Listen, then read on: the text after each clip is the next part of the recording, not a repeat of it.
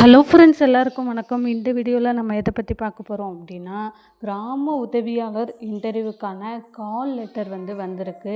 So call letter எந்தெந்த மாவட்டங்களுக்கெல்லாம் வந்திருக்கு, மற்ற மாவட்டங்களுக்கெல்லாம் கால் லெட்டர் எப்போது வரும், கால் லெட்டர் எந்த ஃபார்மேட்டில் கொடுத்துருக்காங்க, அவங்க இன்டர்வியூக்கு வரும்போது என்னென்ன விஷயங்கள்லாம் எடுத்துகிட்டு வர சொல்லியிருக்காங்க, என்னென்ன டாக்குமெண்ட் எல்லாம் எடுத்துகிட்டு வர சொல்லியிருக்கிறாங்க. அதற்கப்புறமா பார்த்திங்க அப்படின்னா எக்ஸாம் எப்படி இருக்கும், திறனறிவு தேர்வு அது எப்படி இருக்கும், அதில் என்னென்னலாம் பண்ணணும் அப்படின்றது தான் இந்த வீடியோவில் நான் உங்களுக்கு சொல்ல போகிறேன். நம்ம சேனலை நீங்கள் ஃபஸ்ட் டைம் பார்க்குறீங்க அப்படின்னா மறக்காமல் சப்ஸ்கிரைப் பண்ணிட்டு பாருங்கள். அப்படின்னா தான் நம்ம போகிற ரெகுலரான வீடியோ உங்களுக்கு நோட்டிஃபிகேஷனாக வரும். இப்போ வாங்க நம்ம வீடியோக்குள்ளே போகலாம். அதாவது கிராம உதவியாளர் வேலைக்கு அப்ளை பண்ண எல்லாருக்குமே பார்த்திங்க அப்படின்னா தெரிஞ்சிருக்கும்.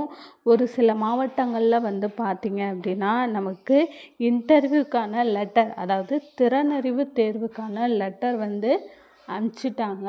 ஸோ அந்த லெட்டரில் என்னென்னலாம் குறிப்பிட்டிருக்காங்க, என்னென்னலாம் எடுத்துகிட்டு வரணும், என்ன நடக்க போகுது, அதுக்கப்புறம் உங்களுடைய மாவட்டத்தில் இந்த திறனறிவு தேர்வு எப்போ நடக்கும் அப்படின்றத நம்ம ஒன் பை ஒன்னாக பார்க்கலாம். ஃபஸ்ட்டு பார்த்திங்க அப்படின்னா இந்த கிராம உதவியாளர் அப்படின்னா விஏஓ அசிஸ்டண்ட் அப்படின்ற ஒரு வேலை. அந்த வேலைக்கு பார்த்திங்க அப்படின்னா கிட்டத்தட்ட 2700 சில்லற வேக்கன்சிஸ் தமிழகம் முழுவதும் எடுத்திருக்கிறாங்க. ஸோ ஒவ்வொரு மாவட்டத்துலேயுமே பார்த்திங்க அப்படின்னா தாலுகா வாரியாக நமக்கு வேக்கன்சிஸ் வெளியிட்டிருக்காங்க. அந்த தாலுகாவை சேர்ந்தவங்க மட்டும் நீங்கள் அப்ளை பண்ணுங்கள். மற்ற தாலுகாவை சேர்ந்தவங்க கண்டிப்பாக பண்ணாதீங்க, ஏன்னா கிடைக்காது. ஸோ அந்தந்த தாலுகாவில் உள்ளவங்க பார்த்திங்க அப்படின்னா அப்ளை பண்ணுங்கள். சரி, இன்டர்வியூக்கான லெட்டர், அந்த திறனறிவு தேர்வுக்கு ஒரு சில மாவட்டங்களில் பார்த்திங்க அப்படின்னா லெட்டர் வந்துச்சு. கண்டிப்பாக உங்களுடைய மாவட்டத்தை செக் பண்ணி பாருங்கள். உங்களுக்கு திறனறிவு தேர்வுக்கான லெட்டர் வந்திருக்குதா, அதற்கான நோட்டிஃபிகேஷன்ஸ் வந்திருக்குதா அப்படின்னு செக் பண்ணி பாருங்கள். அதற்கப்புறமா உங்களுடைய வீட்டுக்குமே பார்த்திங்க அப்படின்னா போஸ்ட், அதாவது தபால் மூலமாக நமக்கு லெட்டர் அனுப்பி வைப்பாங்க. இந்த தேதியில் இந்த டைம்லேருந்து இந்த டைமுக்குள்ளே நீங்கள் திறனறிவு தேர்வுக்கு வரணும் அப்படின்னு சொல்லி. ஸோ வரும்போது என்னென்னலாம் எடுத்துகிட்டு வர சொல்லியிருக்கிறாங்க அப்படின்னு பார்த்திங்க அப்படின்னா, ஃபஸ்ட்டு உங்களுடைய ஆதார் கார்டு, அதாவது உங்களுடைய ப்ரூஃபுக்கு உங்களுடைய ஆதார் கார்டு ப்ளஸ் இந்த இன்டர்வியூவோட லெட்டர், அதற்கப்புறமா பிளாக் பென், இந்த மூன்றையும் தான் எடுத்துகிட்டு வர சொல்லியிருக்கிறாங்க. ஸோ நீங்கள் வேறு எதுவுமே எடுத்துகிட்டு போக தேவையில்லை. உங்களுடைய ஆதார் கார்டு, இந்த இன்டர்வியூ லெட்டரு, அதற்கப்புறமா ஒரு பிளாக் பென், இது மட்டும்தான் நீங்கள் எக்ஸாம் ஹாலுக்குள்ளே எடுத்துகிட்டு போகணும். குறைஞ்சது பார்த்திங்க அப்படின்னா 2 hours நமக்கு எக்ஸாம் நடக்கும். இந்த எக்ஸாமுக்கு நீங்கள் ஏதாவது படிக்கணுமா அப்படின்னு நீங்கள் கேட்டிங்கன்னா கண்டிப்பாக நீங்கள் எதுவுமே படிக்க தேவையில்லை.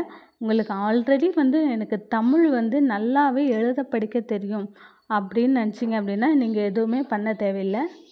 இதே உங்களுக்கு தமிழ் எழுதுறதுக்கு கொஞ்சம் கஷ்டமாக இருக்குது, நான் ஸ்பெல்லிங் மிஸ்டேக் விடுவேன் அப்படின்னு இருக்கிறவங்க வீட்லேயே நல்லா ப்ராக்டிஸ் பண்ணிவிட்டு போங்க. அதாவது யாரையாவது ஒருத்தவங்களை ஒரு புக்கை படிக்க சொல்லிவிட்டு அதை நீங்கள் எழுதி பாருங்கள். அவங்க சொல்ல சொல்ல சொல்ல சொல்ல வேகமாக உங்களுக்கு எந்த அளவுக்கு ஸ்பீடு வருமோ அந்த அளவுக்கு நீங்கள் அதை எழுத கற்றுக்கோங்க.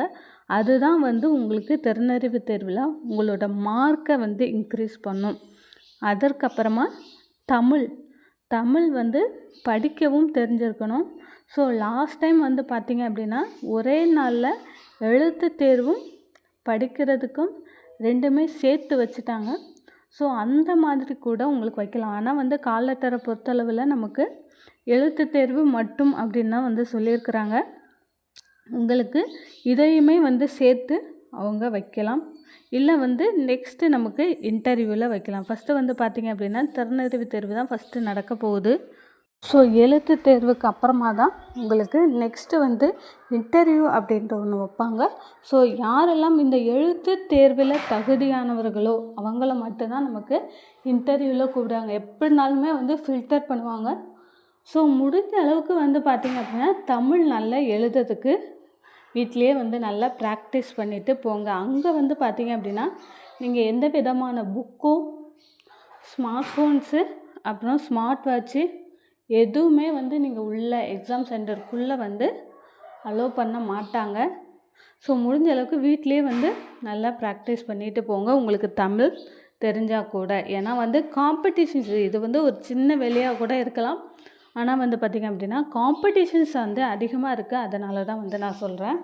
முடிஞ்ச அளவுக்கு வீட்டிலேயே ப்ராக்டிஸ் பண்ணிட்டு போனீங்க அப்படின்னா நீங்கள் நெக்ஸ்ட்டு லெவலுக்கு தாராளமாக நீங்கள் போகலாம். நெக்ஸ்ட்டு லெவல் பார்த்திங்க அப்படின்னா இன்டர்வியூ வைப்பாங்க. ஃபஸ்ட்டு ரிட்டன், அப்புறம் வந்து இன்டர்வியூவை பொறுத்தளவில் உங்கள்கிட்ட ஒரு சில கேள்விகள் கேட்பாங்க. அதற்கப்புறமா உங்களுக்கு சைக்கிள் ஓட்டுறது, பைக் ஓட்டுறது, பைக் தெரிஞ்சவங்களுக்கு பைக் ஓட்டணும், சைக்கிள் தெரிஞ்சவங்களுக்கு சைக்கிள் ஓட்டணும். அதற்கப்புறமா வந்து பார்த்திங்க அப்படின்னா நமக்கு தமிழ் வந்து வாசிக்க சொல்லுவாங்க. இந்த விஷயங்கள் வந்து பார்த்திங்க அப்படின்னா நமக்கு இன்டர்வியூவில் நடக்கும். ஸோ அதில் செலக்ட் ஆகிறவங்க தான் வந்து ஃபைனல் வர போவாங்க. ஸோ இதெல்லாம் வந்து பண்ணிக்கோங்க. மற்ற மாவட்டங்களில் எப்போ வந்து இன்டர்வியூ லெட்டர், கால் லெட்டர் வரும் அப்படின்னு வந்து பார்த்திங்க அப்படின்னா நீங்கள் அப்ளை பண்ணி கிட்டத்தட்ட ஒரு 20 நாள், ஒரு மாதம் அந்த மாதிரி ஆயிடுச்சு அப்படின்னா உங்களுக்கு இந்த மாதத்தில் கண்டிப்பாக உங்களுக்கு திறனறிவு தேர்வு வச்சுருவாங்க. அதாவது நீங்கள் போன மாதம் நான் அப்ளை பண்ணேன் அப்படின்னு நினைக்கிறவங்க எல்லாருக்குமே, எல்லா மாவட்டங்களுக்குமே இந்த மாதம் வந்து பார்த்திங்க அப்படின்னா நமக்கு திறனறிவு தேர்வு அப்படின்ற ஒன்று வச்சுருவாங்க. ஸோ உங்களுக்கு கால் லெட்டர், அதாவது நீங்கள் அப்ளிகேஷன்ஸ் போட்டால் வந்து வருமா வராதா ஃபில்டர் பண்ணுவாங்களான்னா, இந்த ஃபஸ்ட்டு திறனறிவு தேர்வுக்கு வந்து எந்த ஃபில்டரும் பண்ண மாட்டாங்க. அப்ளிகேஷன்ஸ் போட்ட எல்லாருக்குமே வந்து கால் லெட்டர் வரும். நீங்கள் வந்து உங்களோட அட்ரஸை வந்து கரெக்டாக கொடுத்துருந்தீங்க அப்படின்னா நீங்கள் அப்ளிகேஷன்ஸ் போட்ட எல்லாருக்குமே திறனறிவு தேர்வு அப்படின்ற ஒன்று நடக்கும்.